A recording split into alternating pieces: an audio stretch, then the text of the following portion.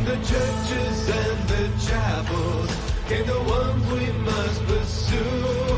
And though I long to be unshackled, I shall see my burden through. Can you hear the choir sing? Hail the satellites. Watch the end of everything on this longest night. 1,000 eyes open inside to grant me sight to see the end. 1,000 eyes, the curse of the wise, into the madness I descend.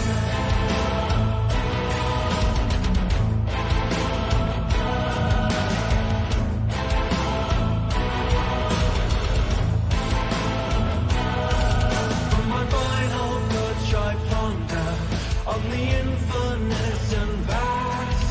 In the blindness I still wander, though my time has almost passed. There are things I long to teach you in my institution's creeds, looking just behind the corners of our own realities. Can you hear the choir sing? Horses build the spires. Hymns of one still echoing, prayers on the lips of liars. 1,000 eyes open inside to grant me sight to see the end. 1,000 eyes, the curse of the wise, into the madness I descend. 1,000 eyes open inside to grant me sight to see the end. The more I behold, the further I fold, down to the madness I descend.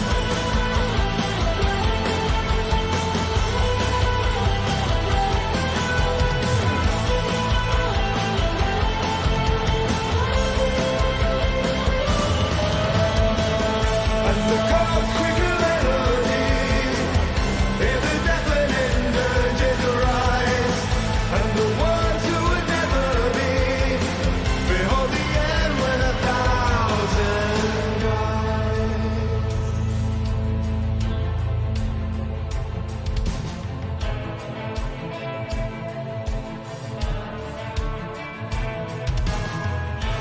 Their blood will guide your way.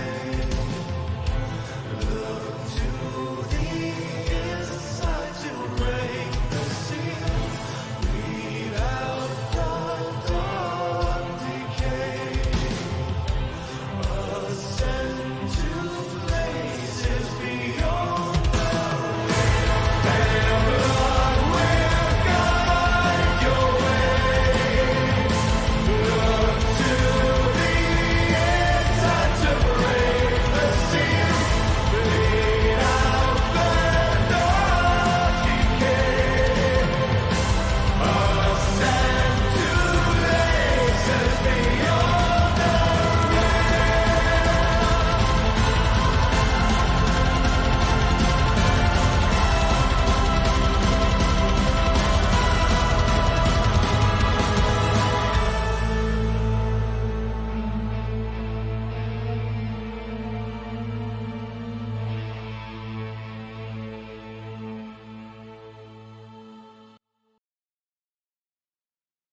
Why, hello. Sound check, sound check, sound check. How is everybody? Maybe I can activate it. I did. Let's go. Cool. Okay. It's been a day. It's been a very, very busy fucking day. How is everybody tonight? Are we ready for this?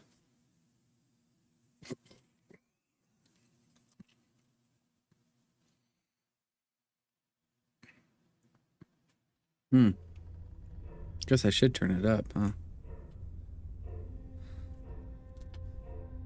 Doop doop doo.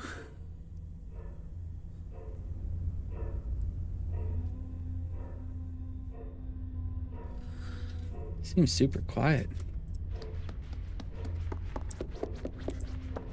Okay, it's not that quiet.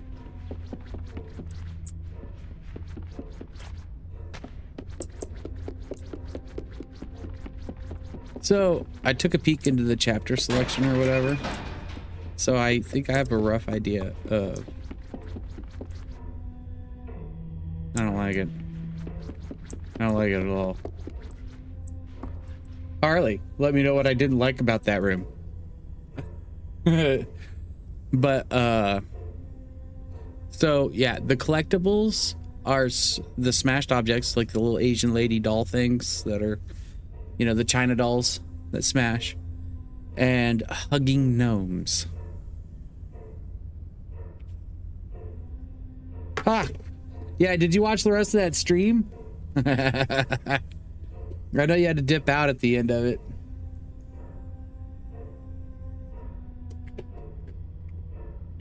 That was a trip, dude. So, what didn't I like about that room? If you know me so well. I ran out. I'm waiting for your answer. No rewinding. That's cheating.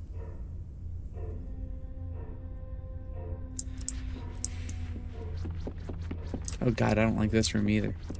I'm not safe anywhere. No. No. Oh, that's even worse.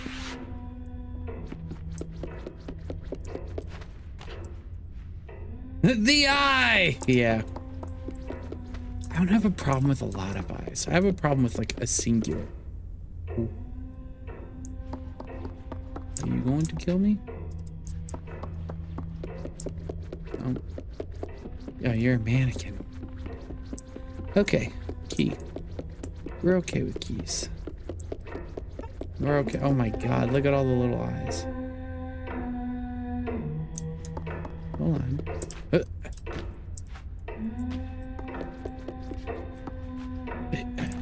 I can't grab it.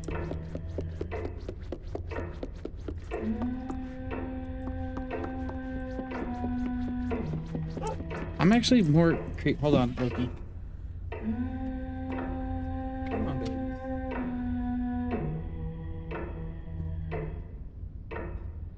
I'm more creeped out by the singing.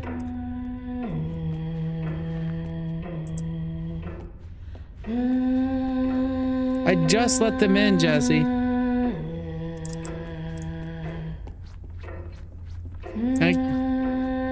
Thank you, honey. Audio's breaking out.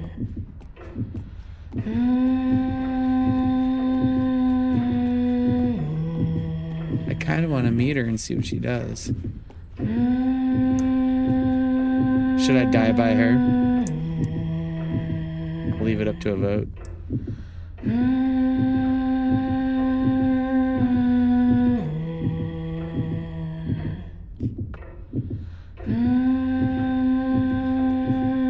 waiting on a reply from Harley, yay or nay.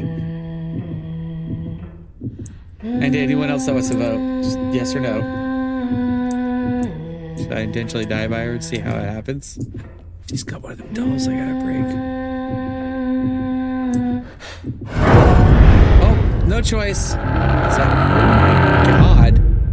She just Jean Greyed my ass. It's like in Force Unleashed. You guys ever play that? Where you like a fucking pick up like a fucking stormtrooper and just break all his fucking bones and turn him into a ball and throw him off to the side? Ah, that shit was awesome.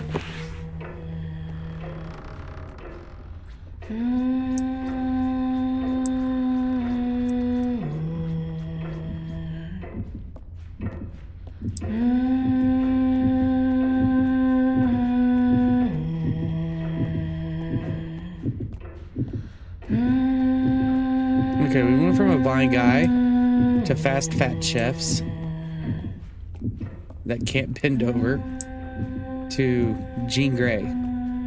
That's proper scaling, right?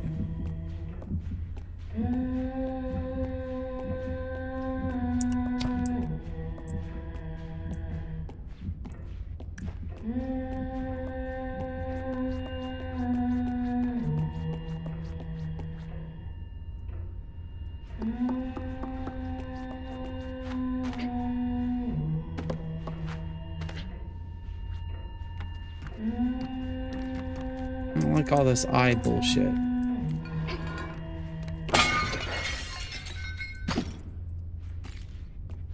Ooh, she stopped singing. I meant to wobble.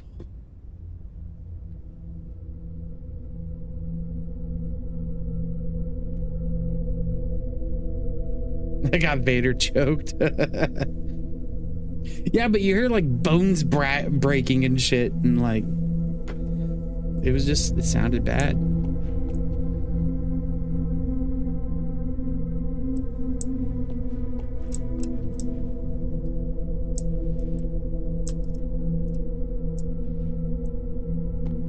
Is she still there?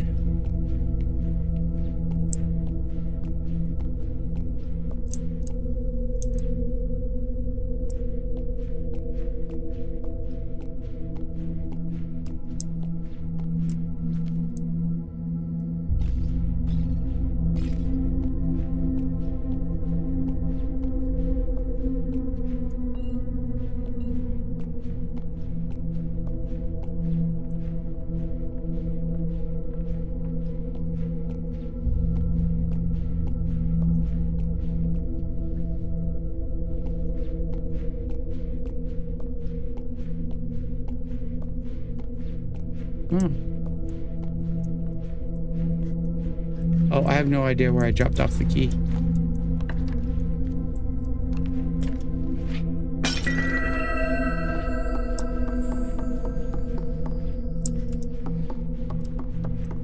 Where did I drop the key?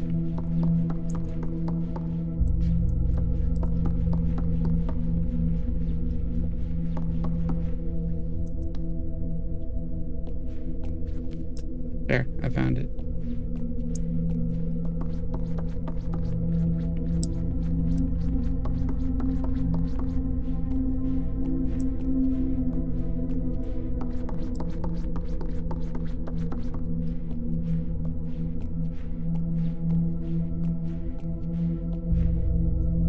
Man.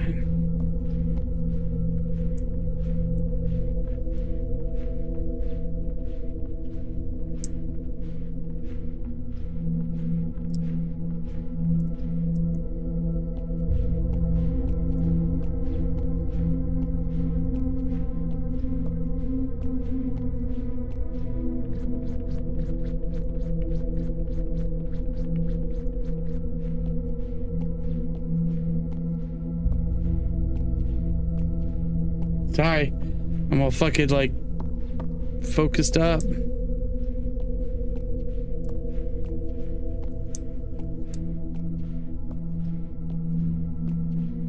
I get that way, so I really apologize when I'm quiet for too long, guys.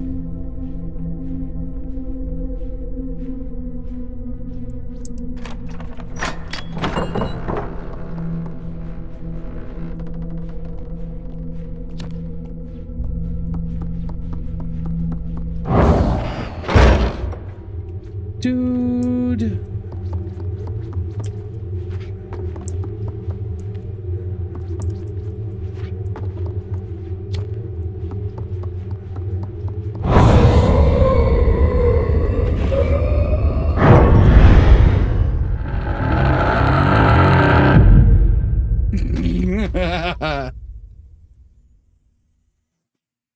Your fault.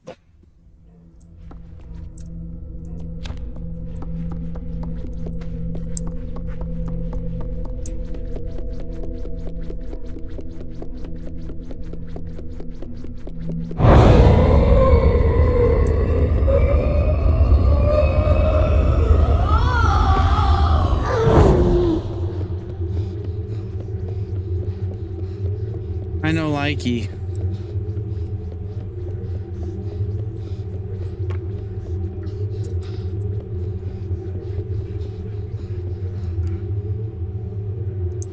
Catch my breath.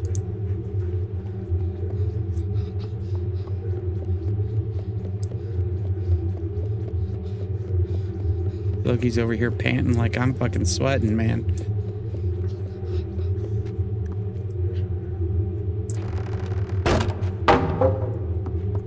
Alright, let's explore this room now. I have an escape.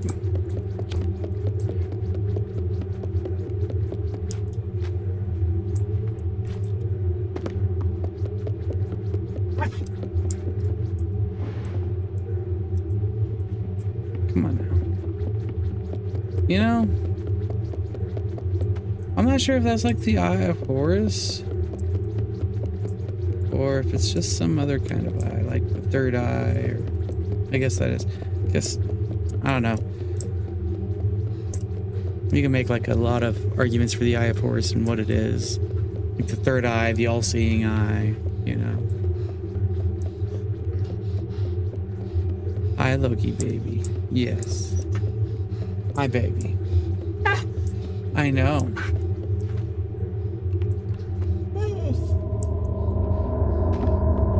Oh. Can she not look at herself?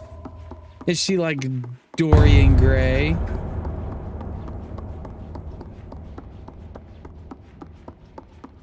There she is.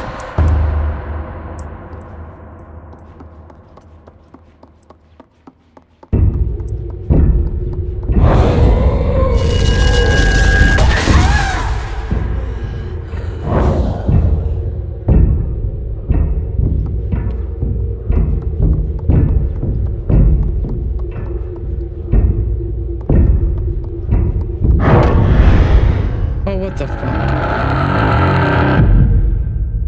Okay, she's Dorian Gray. Let's go. Do you guys know like the mythos behind like Dorian Gray? He wanted to become immortal, made a deal with like the devil, and he always wanted to look like how he did, like at his age or whatever, and have like immortality. So the demon or devil made him like a painting, you know. That was him, right? And you know, if he I don't know if it was like if he ever looked at the painting or if something ever happened to the painting or whatever, then you know, they like kind of put it to an end. But yeah, for a better term, he was immortal. Some say he's still alive today. Yeah, what's up?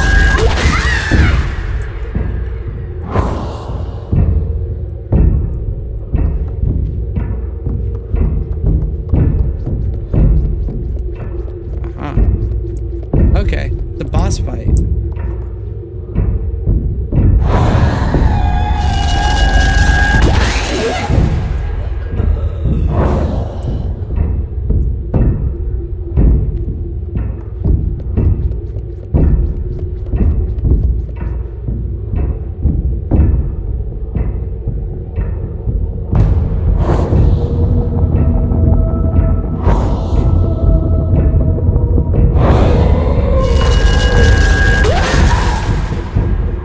This is cool. Oh, I need to turn you guys down. There we go.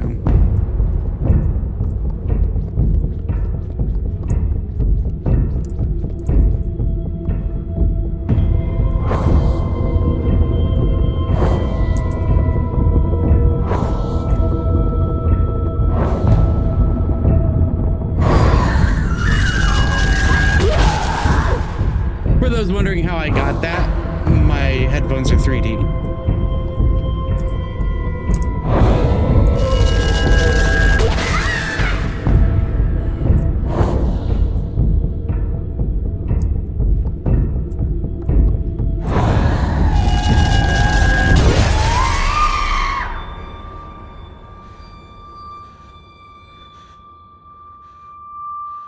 Okay. Woo! Cold nose in the armpit.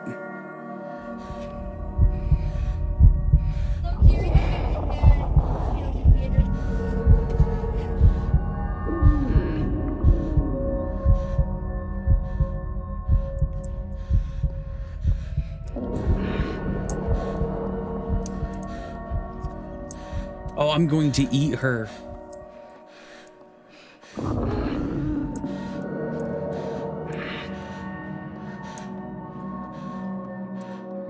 Hungry. Feed me.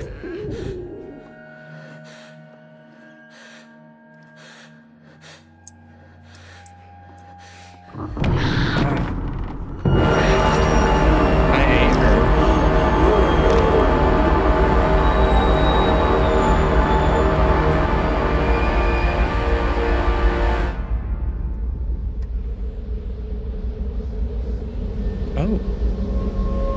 I superpowered now?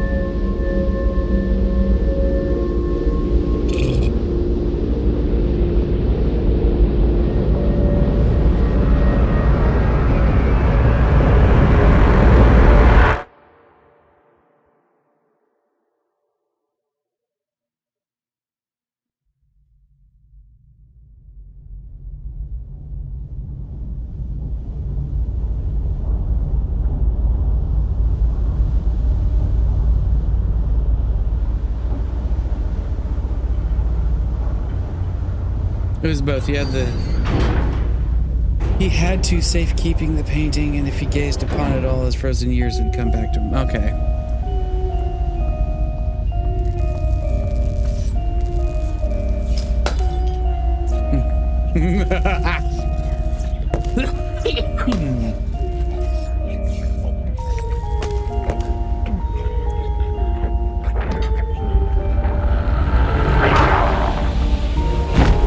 Oh, fuck.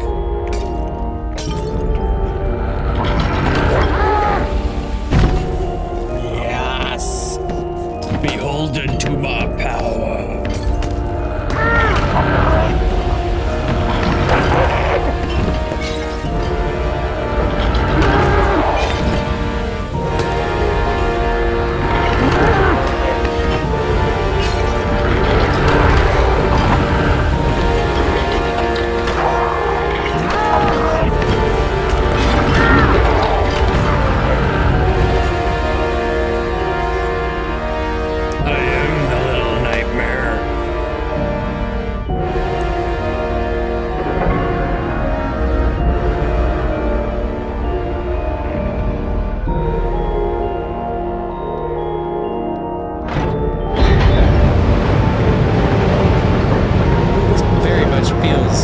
Like the end of the game.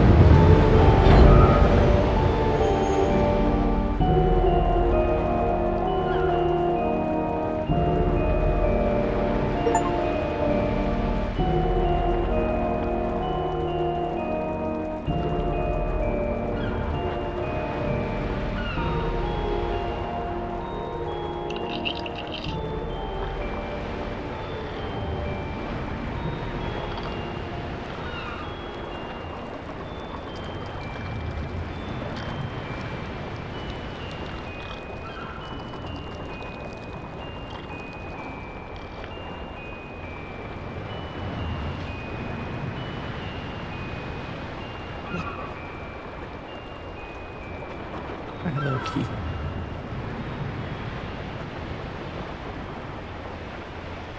Ha ha ha. Okay, so that's stream. I should have just kept playing last night. Looks like you've become Carrie. Yeah, no shit. I was only joking about that being stream. That was fucking cool. I had no idea I'd beat it that quick. I didn't know it was that short. Like, I looked at the chapter selection, it showed like there's 3 more stages left, but evidently those are like challenges or something hidden. I don't know. That was cool. DLC maybe, I don't know. Hi Loki, yes. What's up? How are you? Hi Seth. How are you, babies? Yes. Yes. Hi, babies. So excited. Yes, you are. So excited. All the howls.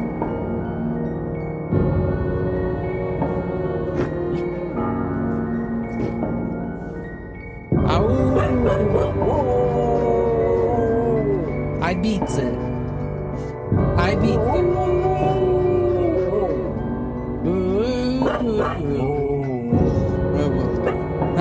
Hey.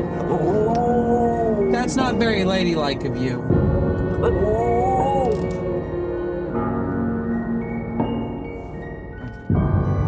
Oh, Jesus.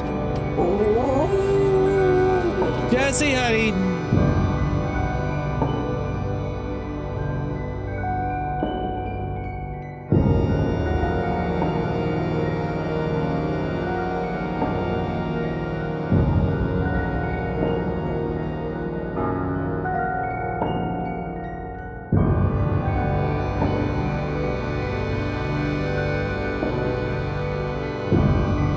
had no idea it was that close.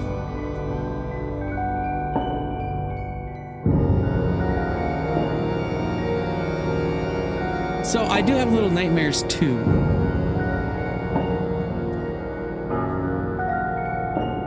are outside and they do have water. Okay, honey. Thank you. You need anything? No. Little respect.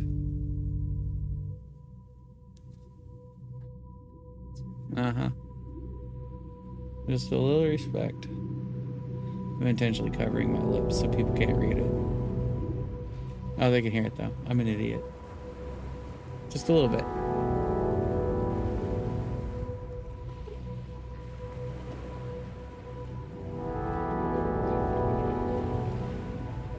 Hmm? Yeah, a little bit. Well, I guess while these credits are going, I could read A is for alien. Yes, this again. So you guys are gonna get like the mirrored version because like how cameras work and shit, right? But A is for alien. Here, we'll see if I can turn it off. Hold on. There we go. All right. So,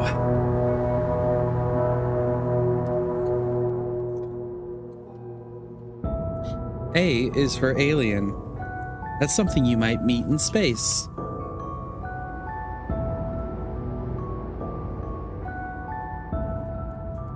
B is for button. Don't press it, or you can let the alien in. C is for crew. They want you to know where the visitor. They want to know where the visitor is. There's Kane, Lambert, Parker, Ripley, Ash, Brett, and Jonesy. D is for Dallas. He's the captain. He'll find it.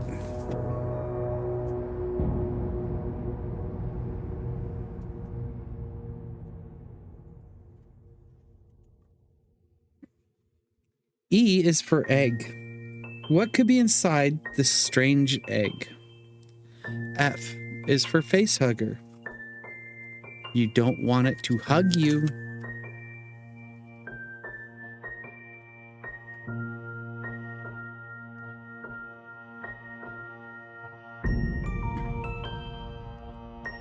G is for growing. The alien is small, but it keeps getting bigger. H is for help. Brett found the alien. Dogs like that.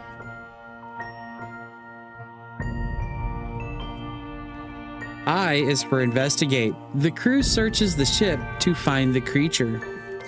J is for Jones, the ship's cat, who pops up without warning.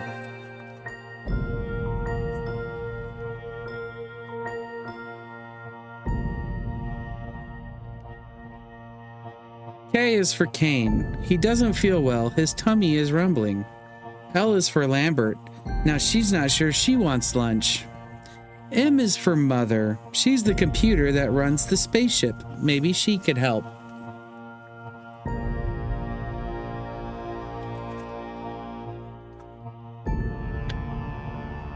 N is for Nostromo. That's the name of the big ship everyone's on. O is for open. Time to unlock the air vent and look inside. Who wants to go first?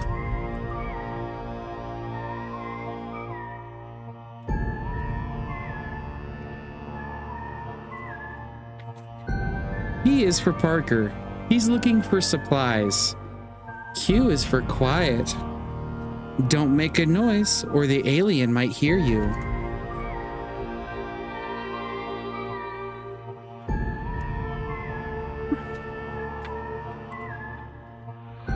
R is for Ripley.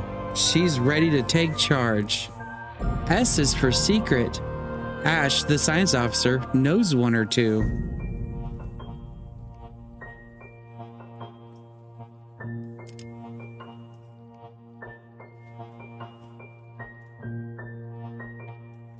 T is for tracker. It shows that the alien is moving.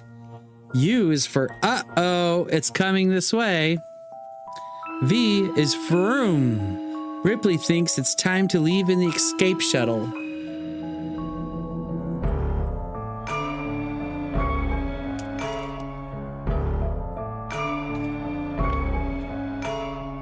W is for watch out, the alien is on the shuttle. X is for xenomorph. That's what the alien's called. Y is for yay, the alien is gone.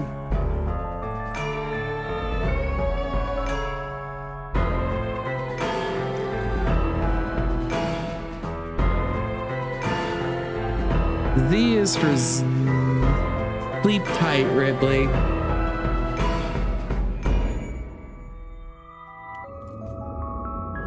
This is a golden book. You know, those like little kid books. It's awesome. Much like this game. Good job, devs. You made a fun game. Oh, it looks like I found a lighthouse with an eye.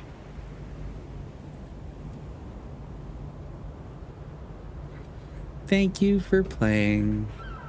You're welcome. Thank you for making such a great game. Short, sweet, very good. Wait.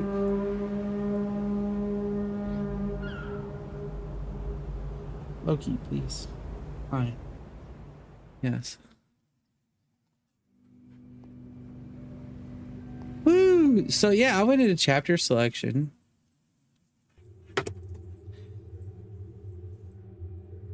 And yeah, like this. Best statues, 1 of 1, right? And if you go this way, zoom in. Hugged gnomes, 2 of 4, but both of the statues are smashed. Hugged gnomes, 0 out of 3. Smashed statues, 1 out of 3. That was a really rough stage. Hugged gnomes, 1 of 3. Statues, 1 of 2. Hugged gnomes, 0 of 3. Oh, they're just gnomes. They're not gnomes. They're gnomes. And smashed statues, 2 of 2. But then, like, I had these 3. I don't even know what these are. But this one's recovered flotsam. All 3 of them.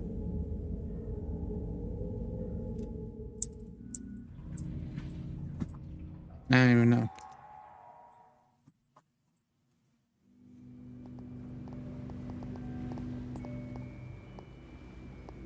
Extras. Masks.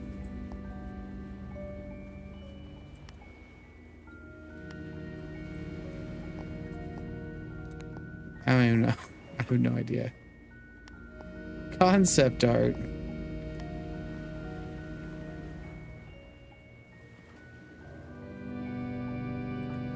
That is fucking gross.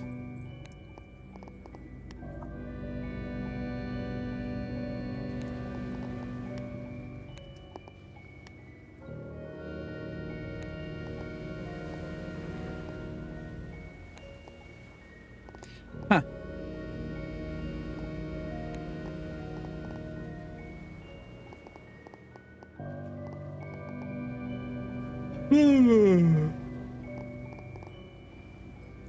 I'll rate this a 7 out of 10. It's pretty fucking good. It is short. It's sweet. It's concise. It's not unfair ever, you know? Like, it's just... It's there, you know? Not too much, not too little. It's a good little quick playing game. Let's see here.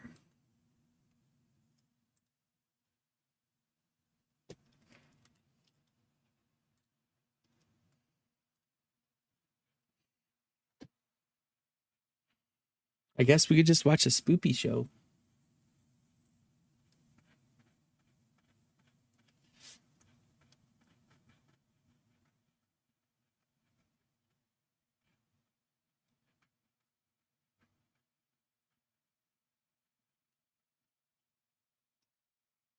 I'll find something.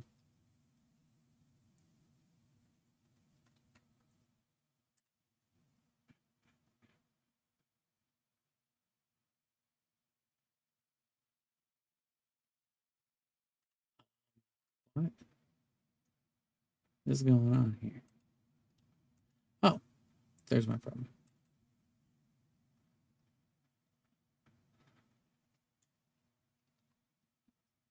Oh, did I put it in watch later? I might have put something in watch later for you guys. Nope. Grr.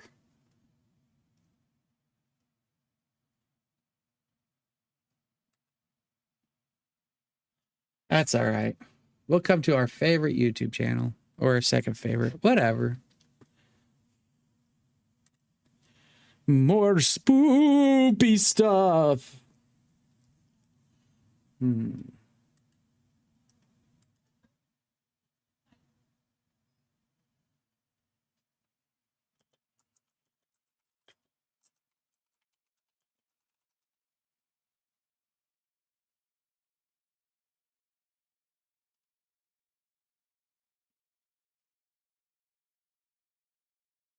Now, how about urban legends that turned out to be true? How does that sound with everybody?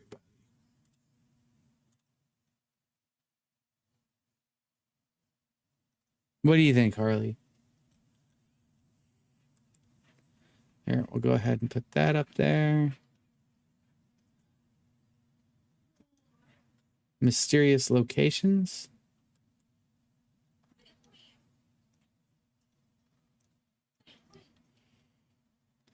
Then you want abandoned buildings? Abandoned buildings are pretty good.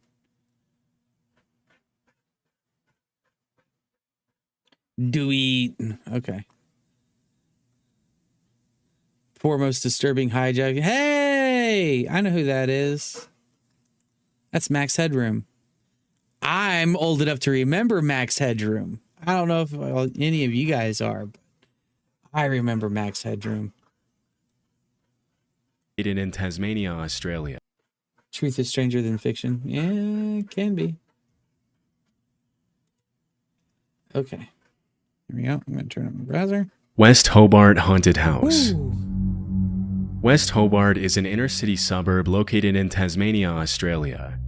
Over the years, Down in dozens of Tasmania. allegations of supposed hauntings, ghost apparitions, and too. other paranormal activity have been made by tourists and residents of West Hobart.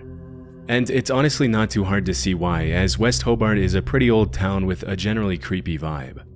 As is usually the case, most of these stories have either turned out to be fake, or the people making the allegations didn't have enough evidence to support their claims, which makes it almost entirely likely that they're hoaxes. But as it turns out, at least one of these stories actually has some amount of truth to it. Back in the late 80s and mid-90s, rumors started spreading of a house in West Hobart that was apparently so haunted it drove its residents insane. Dude, that thing's got a face. At first, the rumors created a huge buzz all over That town, house with has the a locals face. doing everything possible to stay far away from the alleged haunted house. It wasn't until months later that the authorities got involved and finally got a clear picture of the situation. While it was true that the house's residents appeared to be going insane, it didn't have anything to do with paranormal activity, but with the fact that a datura vine had been growing through the trees directly above the home and dropping leaves into the family's rainwater tank. For a long time, the family had been inadvertently consuming microdoses of the plant every single day, which made them slowly but surely start to lose their sanity as they sank further and further into delirium. In case you've never heard of it, datura is a species of plant within the nightshade family, also known as Jimson weed, the devil's weed, or devil's trumpet, and you'll see why in a second. Even though the plant itself looks pretty harmless, it's known for having extremely powerful hallucinogenic properties, which is why it was used for centuries by Native American tribes in coming-of-age rituals and other important ceremonies. The Aztecs also used datura as a painkiller in certain rituals, namely in ritual sacrifices, and it's also commonly used as an ingredient in the ritual of zombification in the Haitian voodoo religion, where it's referred to as the devil's cucumber. As you can probably tell by now, datura isn't your typical recreative hallucinogen, and there's a reason why it's really only ever used in hardcore spiritual rituals and ceremonies, and sometimes by naive people who have no idea what they're getting themselves into. In low to medium doses, datura causes extremely distressing, delirious experiences, and in higher doses it can lead to paralysis and even death. Nowadays, datura is recognized by most tribes as a highly toxic and dangerous plant, and have understandably stopped using it. Before we move on, I wanted to take a minute to talk about War Thunder, the sponsor of this video. As of recently, I've had a growing interest in history, specifically World War I and II, so when War Thunder reached out, it was perfect. War Thunder is an immersive, large-scale, realistic multiplayer action game where you take control of ground vehicles, aircraft, and naval vessels at locations all around the world. It's completely free to play, available on PC, PlayStation, and Xbox.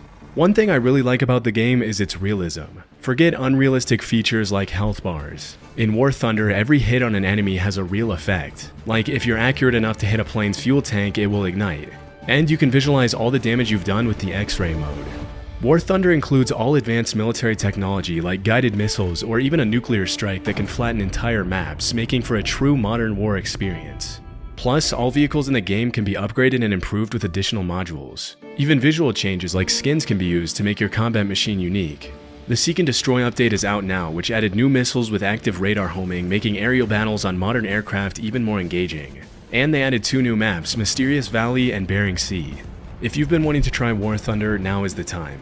You can download it for free by using the link in the description. New players and those who haven't played War Thunder for half a year or more will receive special bonuses, rentals for the P-40E1 aircraft and M4 tank for a week, along with 3 unique skins for them, a special decorator Eagle of Valor, 100,000 Silver Lions, 3 premium vehicles for free, a week of premium account, and even more gifts. The American Vehicle bonus season will end soon, so make sure you get in on it now.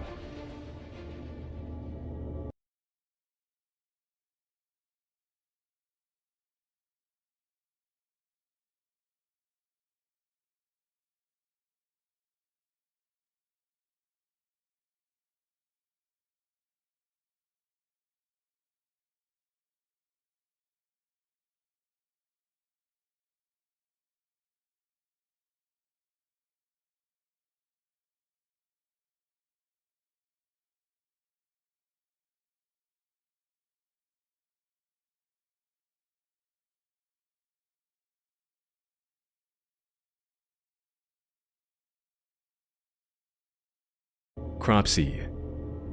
If you were to somehow go back to the 70s and spend some time in Staten Island, it probably wouldn't take you long to hear about an urban legend of a man named Cropsey. As the story went, Cropsey was a serial kidnapper and killer who lost his son and resorted to stealing other people's children to deal with his grief. According to the legend, Cropsey also had a hook for a hand, scars, burns, and open wounds covering his entire face and body, and a generally horrifying appearance. Considering the mass areas of uninhabited woodlands, it's not all that unexpected that a tale like the legend of Cropsey would make it into the mainstream culture at some point. Unfortunately, this wasn't just a tall tale made up by Staten Island parents to keep their kids from venturing too far into the woods and getting lost. Although the legend has some obviously made-up elements such as the hooked hand and the horrifying scars and burns, at some point in the early 70s, children in Staten Island really did start disappearing. That's when the line between legend and reality started to blur, and the story of the real Cropsey immediately replaced the urban legend. This is the real story. Andre Rand was a man from Manhattan who was born in 1944 and moved to Staten Island in the late 60s. After working for 2 years at the infamously brutal Willowbrook State School for Children with Disabilities, Rand was arrested in 1969 and served over a year in prison for the attempted attack of a 9-year-old girl. As soon as he was released 16 months later, reports started cropping up of more little girls disappearing all over Staten Island, including 5-year-old Alice Pereira, who was playing in her building's lobby when she suddenly disappeared without a trace. Over the next decade, Rand was the prime suspect in the disappearances and deaths of several other young girls in the area. But it wasn't until 1983 when he picked up 11 kids from a local YMCA and brought them fast food before taking them to the airport that he was finally arrested and sentenced to 10 months in prison again. Throughout the 70s and 80s, dozens of young kids disappeared in Staten Island, and although Rand was often the last person to be seen with them, there was ultimately never enough evidence to put him away for a long time. For many years, he would often be seen hanging around young kids, going on walks with them, and even taking them to lunch and dinner with him at local restaurants. After years of letting him walk the streets as a free man, police would finally have a breakthrough in the case in 1987 when they found undeniable evidence that Rand had been behind the disappearance and murder of Jennifer Schweiger, a 12-year-old girl with Down syndrome. In 1988, he was sentenced to 25 years to life, and while he was behind bars, more and more evidence was found that tied him to several other disappearances in Staten Island in the 70s and 80s. Unfortunately, he was only charged with one additional major crime in 2004, which was the kidnapping of Holly Ann Hughes, thanks to which he will spend the next 13 years behind bars until 2037. If he lives that long, he'll be 93 by the time he gets out. Oh, wow. This is called fume. Smokeless, there's no nicotine, there's no nothing. It is not The Maine Hermit. The Kennebec Valley is one of the most beautiful regions in Maine, with over 5,000 square miles of forests, rolling hills, and natural paradise surrounding the Kennebec River. Many cabin owners of the North Pond area in the Kennebec Valley have described the area as the most peaceful place on Earth. But it hasn't always been that way. All throughout the 80s, 90s, and early 2000s, there were reports of over 1,000 break-ins in the North Pond cabins. For decades, nobody knew who was responsible for the thefts, especially since they were always carried out when there was no one home. As the cabin owners soon noticed, the break-ins seemed to follow a pattern, always peaking in the days before Memorial Day and after Labor Day. As for the stolen items themselves, they ranged from food, to cooking utensils, to books, to propane tanks, to toiletries of all kinds. In the absence of a concrete suspect, the locals eventually named the thief the North Pond Hermit, even though by this point there was nothing to suggest the break-ins were being carried out by a single person. Although it wasn't uncommon for groups of homeowners to venture out into the woods to try to find the North Pond Hermit, they never found a trace, which only added to the legend's mystery. One afternoon in 2002, 100 people attended a North Pond homeowners meeting, and when someone asked how many of them had suffered break-ins, almost all of them raised their hands. As you can probably guess, the North Pond Hermit quickly turned into somewhat of a boogeyman, with the legend frequently being shared over campfires in the area. For years, nobody thought that the person or people behind the break-ins would ever be found. But in April 2013, a man named Christopher Thomas Knight was arrested in the middle of the woods in the North Pond area by an officer who had made it his sole mission to bring the thief to justice. As soon as he was brought to the police station, the cops asked him why he wasn't answering any of their questions. At first, it seemed as though he was having trouble speaking, but eventually he responded that he was ashamed of himself. As it was later revealed, Christopher had been living out in the middle of the woods by himself in an unheated nylon tent, surviving only on the things he stole from nearby North Pond cabins. Shockingly, he had survived winter temperatures of 20 degrees below zero for years and hadn't been to a doctor or taken any medicine for 3 decades. What's most incredible about the hermit's story is that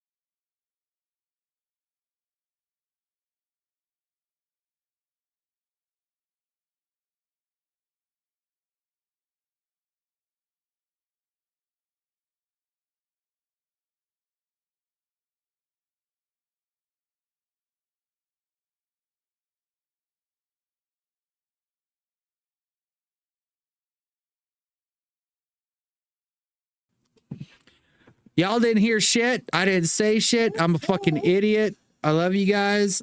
Thank you. I'm over here like just bullshitting away on mute. That's fucking great. I just said, like, it's not a big surprise that fucking homeboy lived without the medications and doctors and shit like that, you know, because like my personal opinion, I'm not a fucking doctor, you know, but I think that's all fucking bullshit. Yes, go for broken arms. Yes, you get fucking chlamydia or some shit, go in for your penicillin shot. But like when it comes to like fucking autoimmune diseases and microfibrillation or whatever, you know, change your fucking diet, start working out, eat fucking right, you know, live on a diet of 80% meat at least, you know, and not just meat, just animal products, eggs, bacon, cheese, sour cream, you know, fucking you name it, right? Like butter, right? Don't use fucking margarine. Don't use fucking olive oil. Use fucking butter. You know, that creamy shit right out of the fucking tit. You know, it's good stuff. Fucking eat it, right? That's what you were made for. You know, our complete digestive system is set up to be carnivorous, right? Our fucking teeth are carnivorous, right? And don't give me this molar bullshit, because fucking dogs got molars too. Fucking most carnivores have fucking molars. It's used for breaking bone to get the marrow out of the bone. Anyways, not a fucking doctor. Ask your doctor if fucking carnivore is right for you, right? But I'm just saying this is what I do, and it's fine. Right? Going for your yearly checkups. You know, you never know. You might like getting poked in the butt once you're 40. Who knows? Anyways, moving on with the video. For the entire time he lived in the woods, he didn't have a single conversation with another human being, except for one time when he ran into a hiker and only said hi. Understandably, Chris had lost interest in keeping track of time, so when he was asked how long he had been in the woods by himself, he replied, since the Chernobyl nuclear meltdown, which took place in 1986. As investigators later found out, he was 20 years old when he decided to become a hermit, just a couple of years after high school, although he never gave the authorities a real reason why he decided to disappear. In all his years of isolation, he went to extreme lengths to preserve his privacy. He never lit fires, only moved at night, and hadn't had any kind of communication with the rest of society for more than half of his life.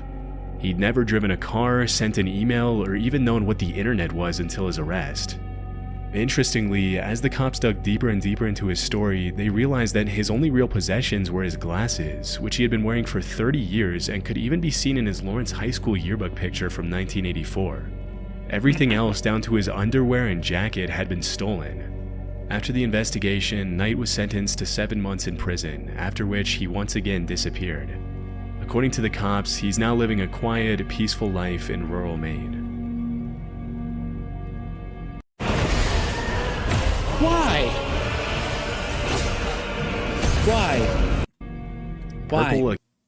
Why? I'm really confused. Why did that man get fucking 7 months in prison? I get, yeah. He stole or whatever, but he stole for survival, right? And he was living on his own, of his own make. He really wasn't bothering he wasn't hurting anybody. He was a nuisance. I get that. But 7 months in prison seems a bit excessive. Right? Like,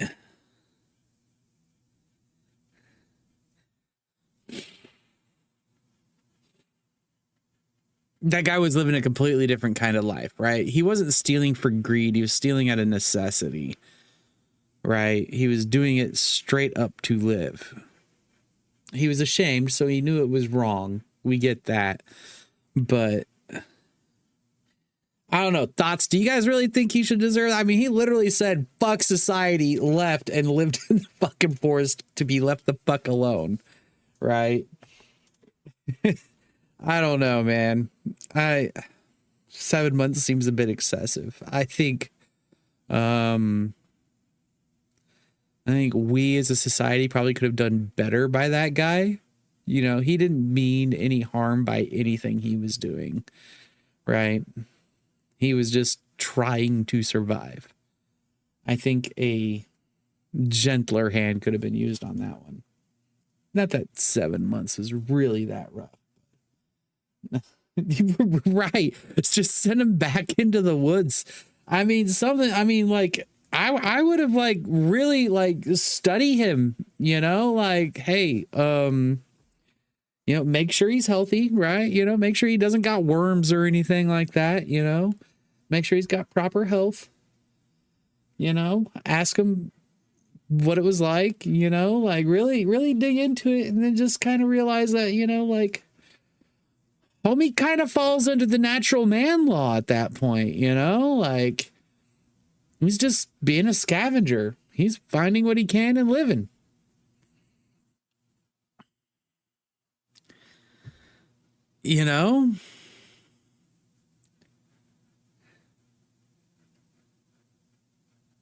Like, I don't know, if I came home and I saw a homeless dude rummaging through my Lazy Susan or some shit for some food, I'll scare him off. I'll make sure nothing, was fucking hurt or whatever. But I don't know if I would seriously want him. I wouldn't press charges against him either. I'd understand the dude is fucking hungry. I don't know. I'm way harsh on some things. I'm really light on others. I don't know. That one would have to take some sitting down and thinking through, I think, and really hearing the story. You know what I mean? A key. Throughout the late 1980s and 90s, rumors of a massive bodybuilder called Purple Aki began to surface in the northwest of England. According to the allegations, Purple Aki would supposedly walk the streets of Liverpool hunting down young muscular men and rugby players and oddly ask them if he would let them feel their muscles. If they complied, he would allegedly squeeze their muscles for much longer than was considered socially acceptable and would then ask them to perform squats so he could feel their quad muscles. Some teenagers reported that Purple Aki even went as far as to ask them to pose for him and often offered exercise and nutrition advice for those who gave him the time. Because the rumors were so incredibly ridiculous, that's odd, but at the same time, okay. I'm waiting for the creepy. Nobody really took them too seriously at first, and eventually the story of Purple Aki turned into an urban legend with crazy details being gradually added to the tale, including one where Purple Aki would allegedly swallow teenagers whole if they let him feel their muscles. But as time went on, it became clear that Purple Aki wasn't just a made-up character created by bored teenagers looking to get some laugh from their friends, but a real person named Akinwul Arobic. Aki was often seen traveling across England by train carrying a plastic bag and asking young men if he could feel their muscles. Naturally, this made a lot of people uncomfortable, and it wasn't uncommon for Aki's face to be featured in local newspapers after several encounters with the law. Most of the accusations against him were related to his creepy behavior around teenage boys, but around 1986, the story of Purple Aki took a really dark turn. Early that year, 1986 must have been a real fucked off year, man. Chernobyl went. Fucking Purple Aki was running around fucking fondling people's muscles. Dude decided to say fuck society and run off. Like 86, and then fucking homeboy fucking abducted fucking the homie with the extra chromie. 86 was kind of fucked off, man. I was 4. 16-year-old Gary Keller was walking home from school when he ran into Purple Aki, who immediately asked to feel his muscles. Freaked out by the weird request, Gary said no and ran away. Later that same year, Aki followed Gary to a local outdoor swimming pool, and when the teenager noticed, he ran to New Brighton train station and jumped onto the railroad tracks to get away from Aki. Sadly, the story ended in tragedy, as Gary was accidentally electrocuted by one of the rails. Considering the whole thing happened because Gary was being chased, Purple Aki was convicted of involuntary manslaughter, charged with harassing 14 different teenage boys, and sentenced to 2.5 years in prison. In 1988, Aki filed an appeal and complained that the only reason he had been convicted was because he was black. Ultimately, the judges agreed there wasn't enough evidence to prove Aki had been directly responsible for Gary's death, and believe it or not, he was freed and awarded £35,000 in compensation. Between 1988 and 2006, Aki went in and out of jail for failing to resist his compulsion to touch, feel, and measure other people's muscles, and in 2003 he was arrested for an additional 15 charges of harassment and witness intimidation, for which he was sentenced to 6 years in prison. Just like any other predator, he was also forbidden from waiting outside schools in the area. A few months later, he was jailed for 15 months for getting up to his same antics. Upon his release, he was once again arrested a few weeks later in 2010 and then again in 2015. After his latest release, he reportedly moved to Leeds, where rumors started cropping up that he had passed away during the pandemic. However, those rumors were put to rest when videos started surfacing in 2023 of Aki walking the streets of Leeds asking random dudes to, you guessed it, feel their muscles. As of today, Purple Aki is alive and well, and will probably continue in his same behavior with or without permission for many years to come. Dude's weird, no doubt about it.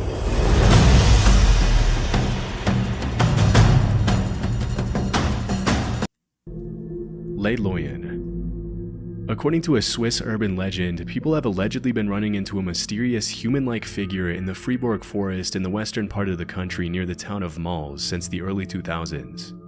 Based on the dozens of allegations that surfaced over the years, the figure has been described as being around 6 feet tall and always wearing a vintage-looking gas mask covering his entire face, a boiler suit, and a cloak.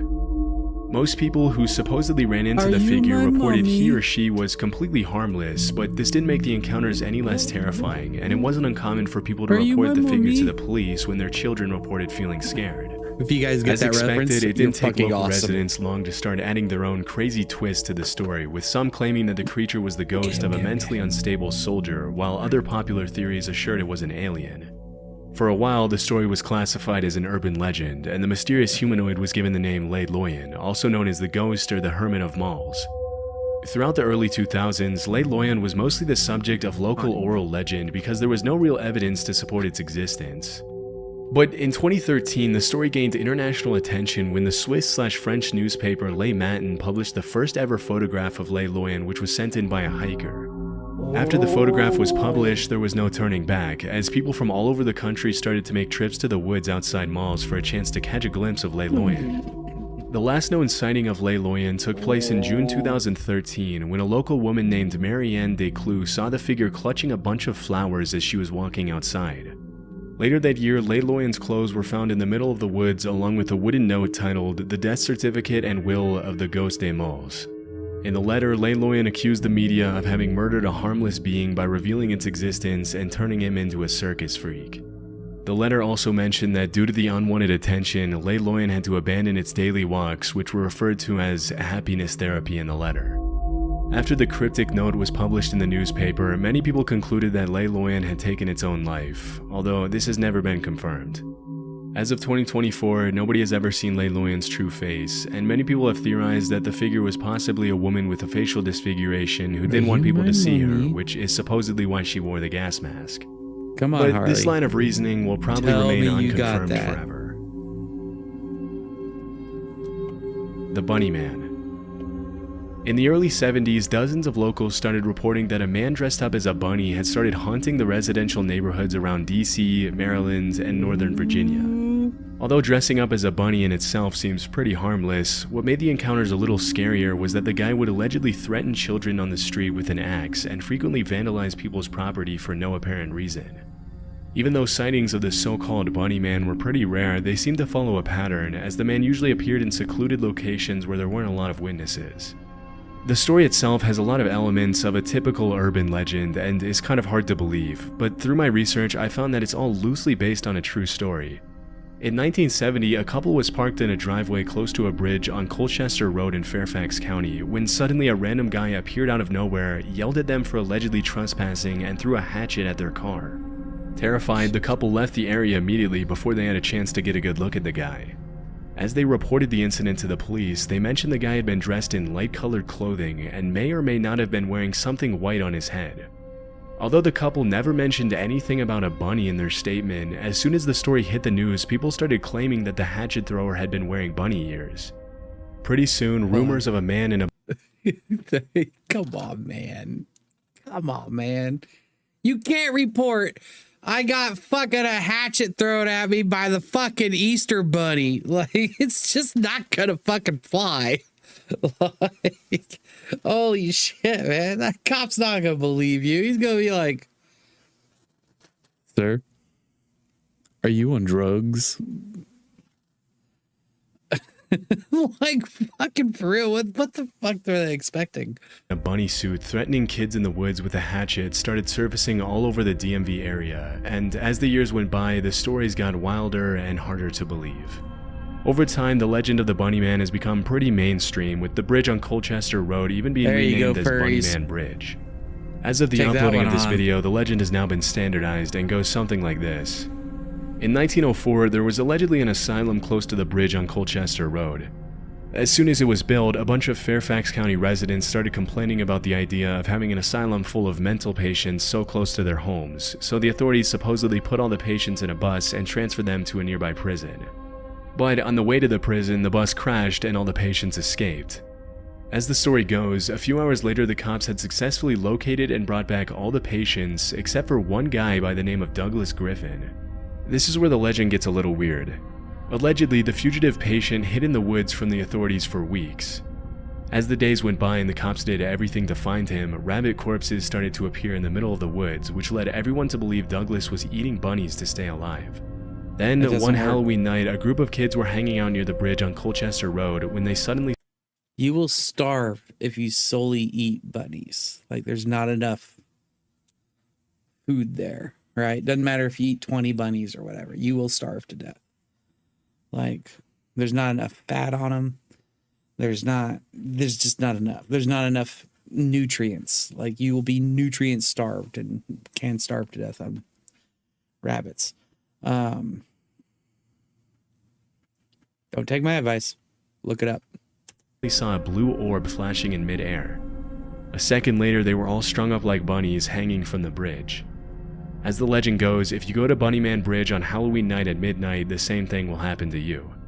Obviously, none of this is true, but it just goes to show how much of an impact the story of the Bunny Man has had on mainstream Virginia, DC, and Maryland culture. Nowadays, there's even Bunny Man t-shirts, a Bunny Man horror movie franchise, Bunny Man beer, and everything in between.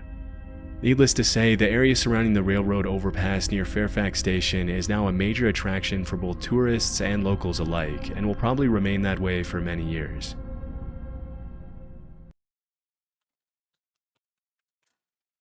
Thank you, Chilling Scares. Bermeja.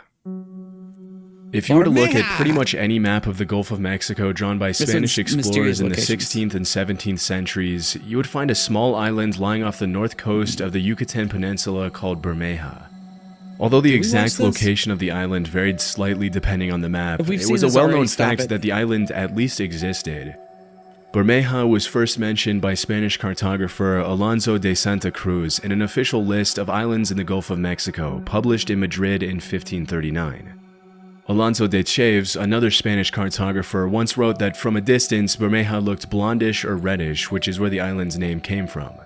A couple of hundred years later, in the mid-1800s, French-Mexican cartographers published reports stating that the island of Bermeja had started to sink. By the late 18th century, Bermeja was no longer featured in many maps of the area, and the last time it showed up on an official map was in the 1921 edition of the Geographic Atlas of the Mexican Republic. In the late 90s, the American and Mexican governments started negotiations to determine the boundaries for the exploitation rights of oil in the Gulf of Mexico. If the Mexican government could find the island of Bermeja, that would expand Mexico's oil drilling rights way further into the Gulf. Around that time, the Mexican government conducted 3 official investigations to find the island, armed with state-of-the-art ultrasound technology and all kinds of modern tools to locate it. Mysteriously, they couldn't find any trace of the island, and according to spokespeople from the Mexican Navy, it was as if the island had never even existed. A year after the Mexican Navy failed to find Bermeja, a Mexican senator named José Angel Cioncielo, who was one of the most fierce advocates for the expansion of Mexico's oil drilling territory and the island's existence, was killed in a car accident on a Mexican highway when a semi-truck slammed into the right side of the car. His death quickly became the fuel for a conspiracy theory, according to which the CIA had blown up the island to further an oil-fueled American agenda. Of course, this theory is a bit of a stretch, and some of the other more logical theories that surfaced regarding the disappearance of the island are much more likely to be true. One possibility that researchers seem to favor is that the island sunk after an earthquake or underwater landslide, which led to a further series of explorations in 2009 to see if the remains could be found at the bottom of the ocean. However, despite the even more advanced technologies that were used during that year's official investigations, the ultrasound exploration of the ocean floor revealed absolutely nothing but a sandy ocean bottom. Speculation that the island had never existed once again started circulating online and in the news, leading many people to adopt it as the truth. After the failed explorations in 2009, Julio Zamora, president of the Mexican Society of Geography, claimed that the existence of the island of Bermeja had probably been faked by early Spanish explorers to throw off other explorers and military rivals from other countries. This would make sense, as it was common practice to make slightly inaccurate maps back then for the sake of strategy. Another possible theory is that the island could have been drawn by one cartographer in the wrong location by mistake and replicated dozens of times over the centuries by other unaware cartographers. Yeah, Still, some that's researchers think that due to the very precise descriptions of the island's physical appearance, Bermeja probably did exist, but in another location. Despite the abundance of theories regarding the mysterious island's location and existence, 15 years after the last exploration of the last known location of Bermeja, the truth is still a mystery and will probably remain that way forever.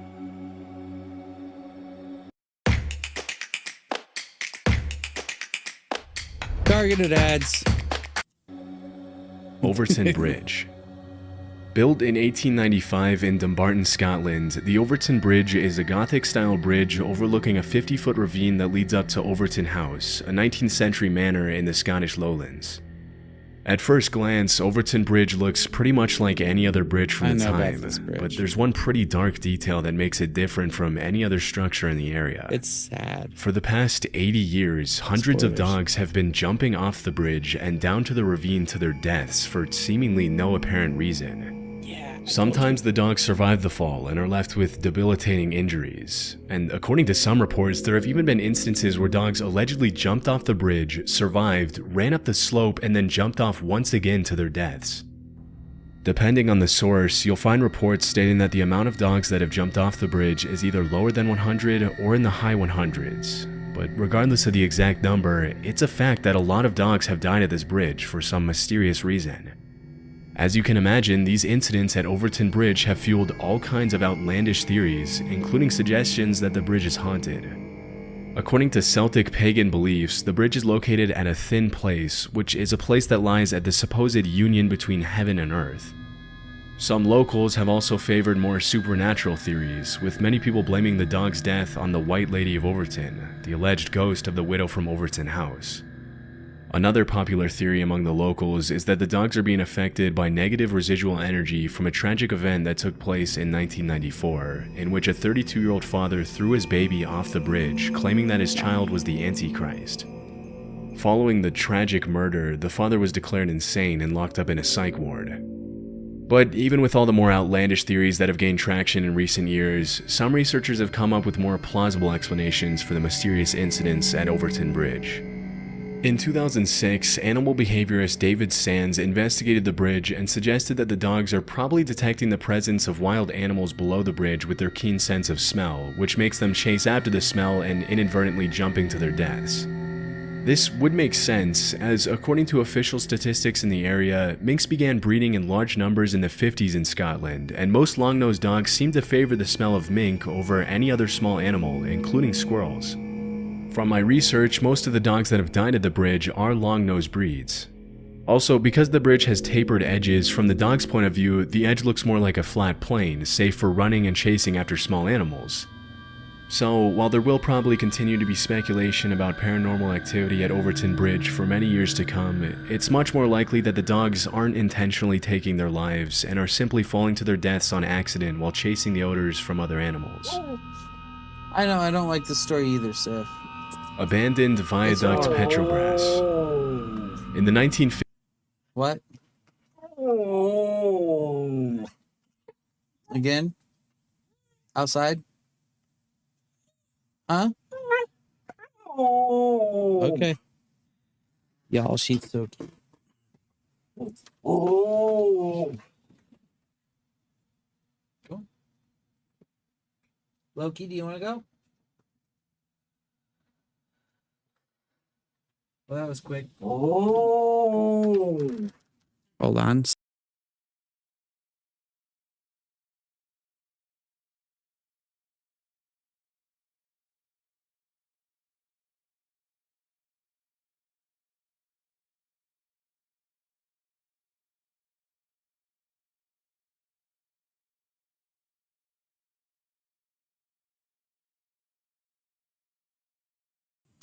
Okay, I'm back.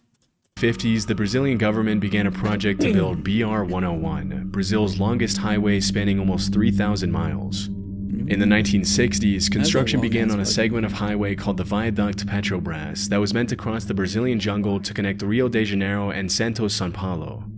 16 years after construction started, the segment of highway that crossed the jungle was due to be connected to an already existing part of the highway to finish the project.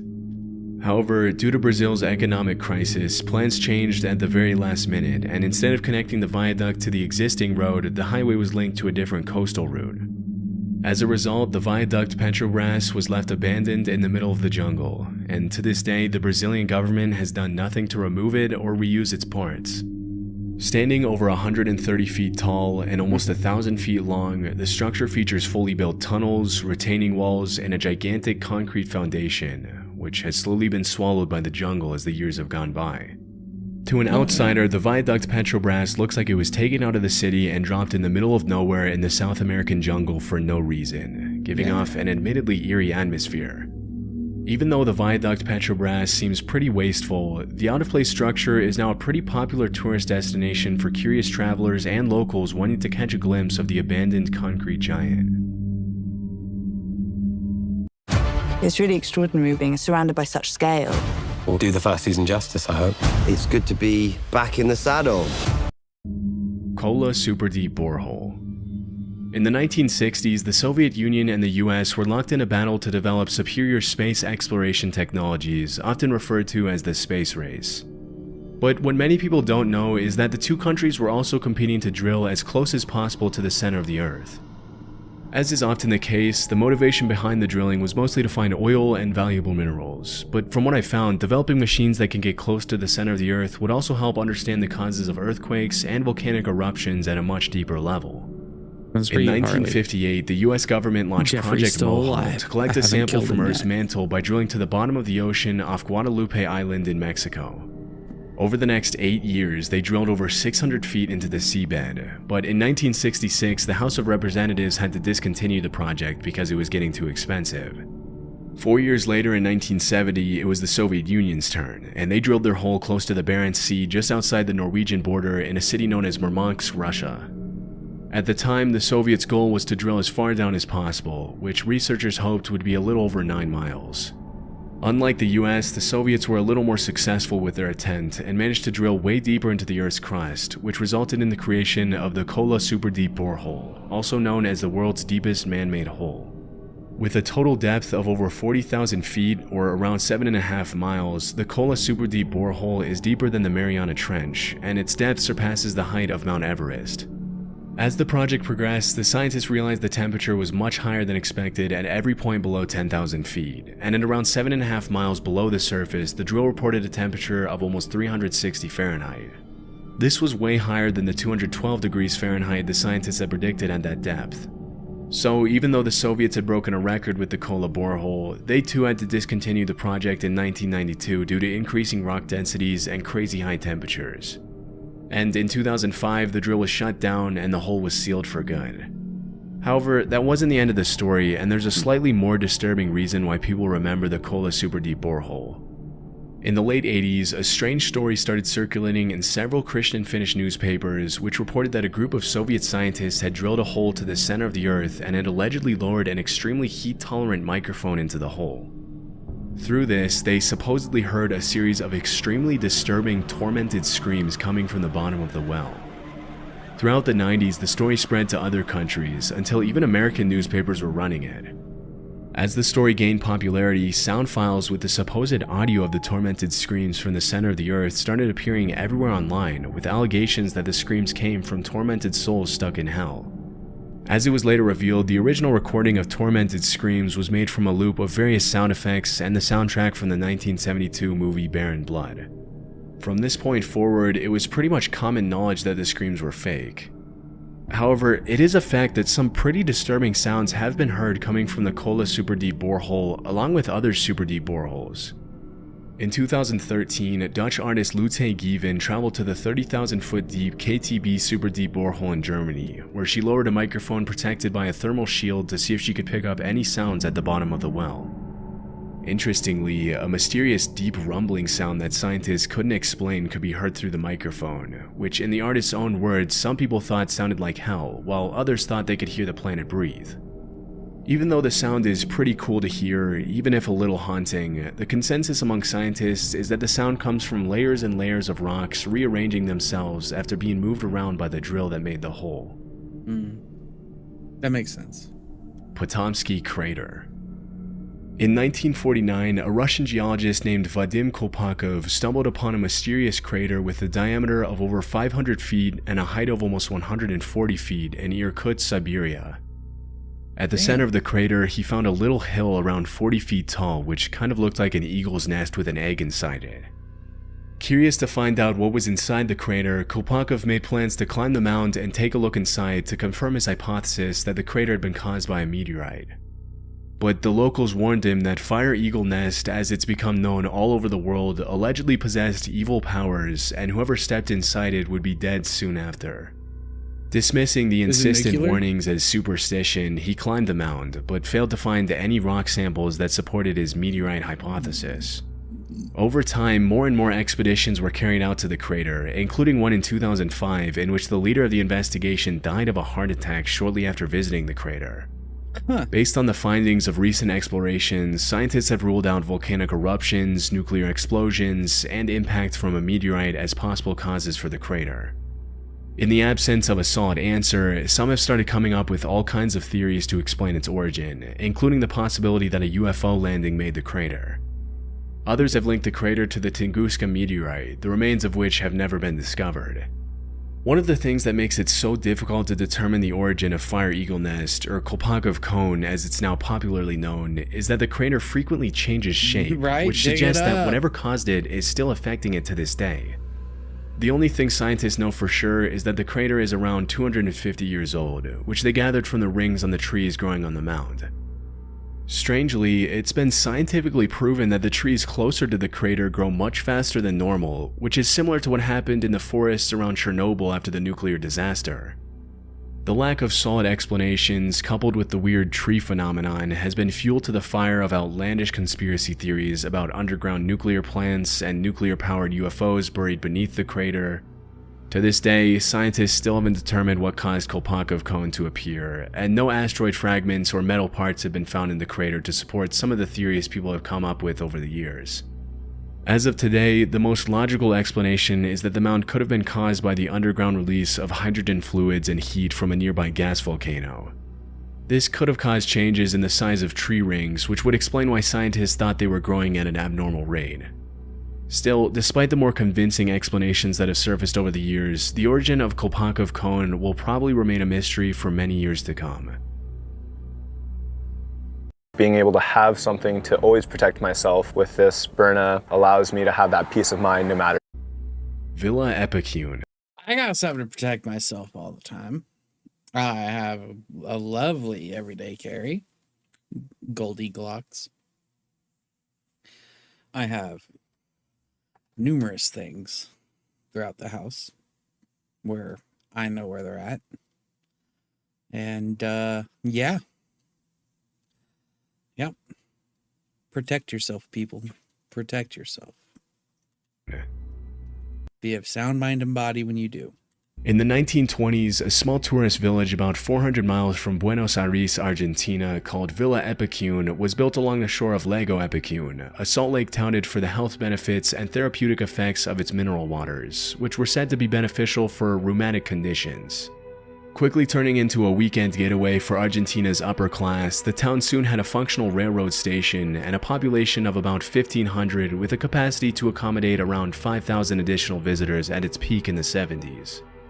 Due to its popularity as a weekend getaway for Argentine city dwellers, a lot of money was poured into Villa Epicune to expand its accommodations and make it as comfortable as possible for visitors. However, it seemed not a lot of resources or attention was dedicated to the containment dam that separated the lake from the town. Unfortunately, on November 10, 1985, the containment dam broke during a storm and a series of unusual strong winds. For 2 weeks, the water rose at a rate of half an inch per hour, until eventually the containment dam was completely destroyed by the water, after which all the locals had to abandon their homes and businesses and leave behind Villa Epicune. Over the following days, the flood drowned the town over and leave behind. It's a penis! Had to share that. Villa Epicune. Over the following days, the flood drowned the town over 30 feet underwater, and it wasn't until 25 years later in 2009 that the waters began to recede and now show the eerie remains of the town, which now looks like something out of a dystopian movie. From above, you can see the original layout of the streets of Villa Epicune, along with its many businesses and the houses 1,500 people called home. With its overgrown trees, rusty post-apocalyptic appearance, and ghost town vibes, Villa Epicune now draws in tourists and photographers from all over the world who want to get a glimpse of the ruins of the once bustling getaway town. Due to the high levels of salt in the water that once flooded the town, most of the buildings in Villa Epicune are covered with a thin white residue, giving the town an even more creepy appearance. One of the more interesting facts about Villa Epicune is that even after it was completely destroyed by the water and flooded for more than 25 years, as soon as the water receded in 2009, one of the locals, then 81-year-old Pablo Novak, decided to come back home and live out the rest of his days in Villa Epicune. Out of the original 1,500 residents of the town, Pablo was the only one who came back. As the lone inhabitant of Villa Epicune, Novak was officially named a cultural ambassador of the town in 2020. But unfortunately, in January 2024, Pablo Novak passed away at the age of 93, leaving the town once again completely Rest in abandoned. peace. Yay! So good. That's pretty good. 14-0 Bears. Then the defense, which hadn't put up a sack in 12 quarters, finally did. Most disturbing. Perhaps the most popular TV hijacking is the Max Headroom incident. Yeah, It's likely you've seen it this before. A man dressed in a suit, sunglasses, and most notably a Max Headroom mask. It sounded so weird too. Max Headroom was a fictional character advertised as the first computer-generated TV presenter. Yes. He first appeared in his own movie before the character got his own TV program. Popular back in the mid-80s, it's likely most everyone instantly recognized the mask when on November 22nd, 1987, a sports segment on WGN-TV was abruptly hijacked. This being what appeared on the screens of thousands. McMahon and McKinnon, 14-0 Bears. Then the defense, which hadn't put up a sack in 12 quarters, finally did.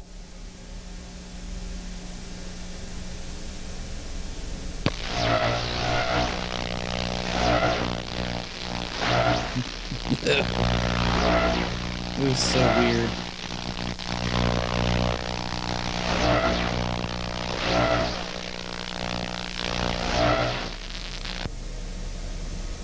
The hijacking lasted a total of 17 seconds before engineers at WGN were able to regain control of the broadcast tower by switching to a backup frequency. At the time, not even they knew what had happened. Well, if you're wondering what's happened, so am I. Actually, the computer that we have running our news from time to time took off and went wild. So what we're going to do is start over from the top with the Bears and tell you once again about the 30-10 victory they had over Detroit today out at Soldier Field. We'll show you from the top and show you again. The video itself shows the man in the Max Headroom mask swaying erratically, all while the background rotates from side to side. This is seemingly to recreate the look from the actual Max Headroom show, which features a similar background. During the hijacking, a distorted buzzing sound can be heard. Only the visuals were successfully hijacked. However, on that same day a few hours later, a different station, pt.III, was also hijacked by the same group, and this time there was audio. Not everybody cares about quality. Some people just want crap. If that's you, the Spoke Post is not for you. You should hook up with the old ones of your tribe. That is the only way to learn.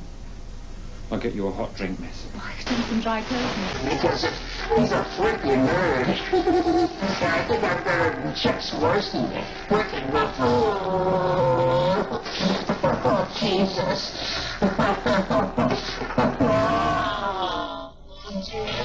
Yeah. That's the way.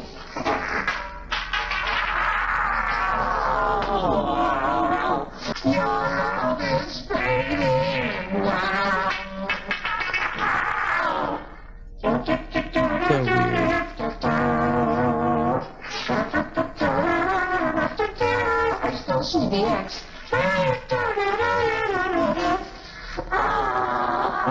Oh, my files.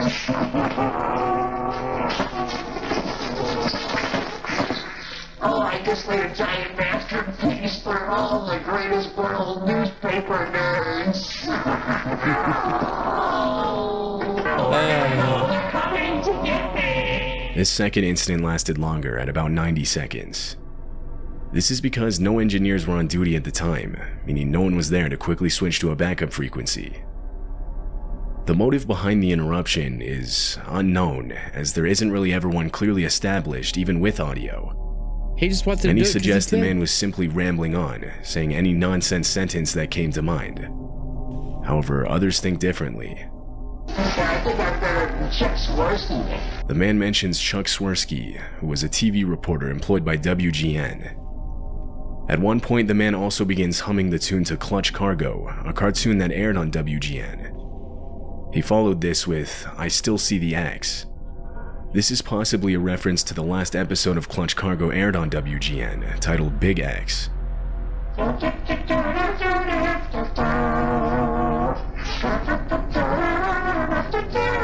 still see the X. Oh, I just made a giant masterpiece for all the greatest world newspaper nerds.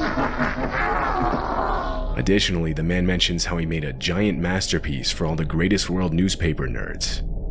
He likely meant World's Greatest Newspaper, or WGN, the first station that was hijacked. Perhaps he felt wronged by the station in some way, and the hijacking was deliberately created for and against WGN. Or maybe everything he said was all nonsense. Whatever the case, the FBI immediately started an investigation, confident they would be able to find whoever was responsible for the interference.